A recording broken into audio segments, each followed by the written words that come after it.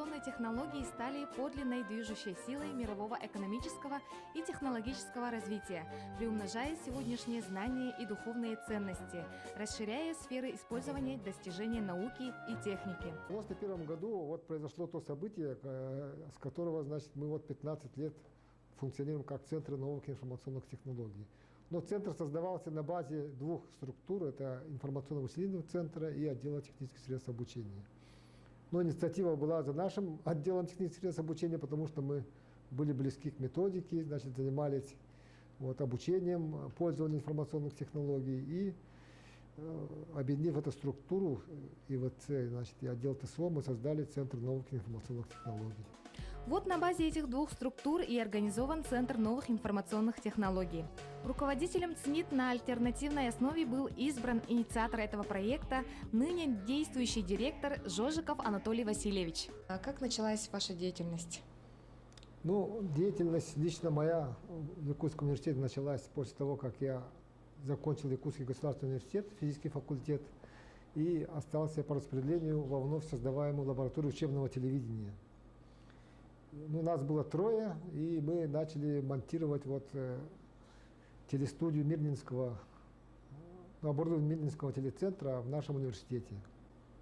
Мы начали с того, что установили в двух аудиториях телевизоры и показывали фильмы, из студии, фильмы в аудитории, и в перерывах транслировали различные объявления. Начало такое было. Это была такая новинка, все студенты очень заинтересованы, даже заглядывали к нам в студию. Мы приглашали иногда студентов, чтобы они как-то какие-то объявления давали, какую-то информацию объявляли, сами студенты. Это было очень интересно. Анатолий Васильевич свою судьбу навсегда связал с новыми информационными технологиями. Начал свою деятельность с должности телеоператора. Основные мероприятия, события, которые у нас были, это можно отнести открытие Центра интернет в 1999 году. Это был очень большой проект. Это на $650 тысяч. Фонд Сороса вложил свои средства на развитие таких центров интернет по всей России.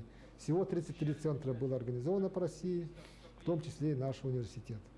Чтобы завоевать такое право, надо было иметь достаточный задел, необходимые кадры, базу. И наш университет все это дело представил, и мы выиграли этот грант. В результате получения этого гранта мы получили современное оборудование телекоммуникационное, оборудовали 6 классов доступа в интернет, получили канал доступа в интернет. Это послужило очень большим шагом в информатизации университета. В 2004 году ЦНИТом выигран грант Министерства образования и науки Российской Федерации, на основе которого на базе Якутского государственного университета организован региональный северо-восточный ресурсный центр.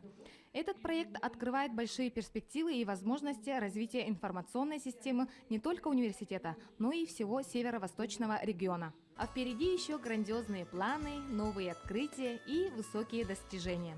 Этот бесконечный путь к развитию и процветанию продолжит новое поколение республики.